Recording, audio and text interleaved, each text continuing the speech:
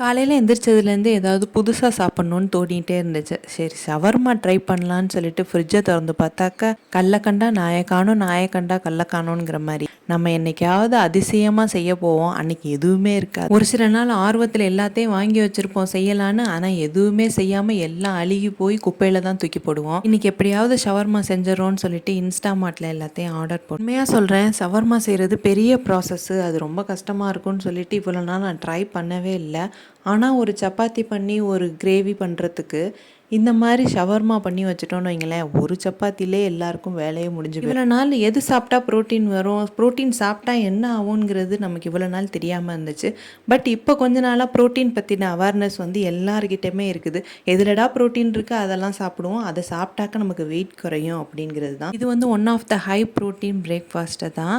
எனக்கு பன்னீர்லேயே low fat paneer, high protein paneer இருக்கிறது எனக்கு இன்றைக்கி தான் தெரியுமே. பேஸுக்குமே நான் கோதுமை மாவில் பண்ண சப்பாத்தி, ஜஸ்ட் நார்மலாக ஒரு சப்பாத்தி போட்டுக்கிட்டு அந்த சப்பாத்தியை தான் பேஸாக வச்சுக்கிட்டு மயனேஸுமே வீட்டிலே தான் பண்ணியிருந்தேன். வெளியில் வாங்கினா தம்பிக்கு கொடுக்க மாட்டேன். சீரியஸாக இது மாதிரி ட்ரை பண்ணி பாருங்கள், செம்ம டேஸ்ட்டாக இருக்கும். மயனஸும் ஷவர்மாவும் எப்படி பண்ணுறதுன்னு நெக்ஸ்ட் வீடியோவில் போடுறேன், செக் பண்ணி பாருங்கள், சப்ஸ்கிரைப் பண்ணுங்கள்.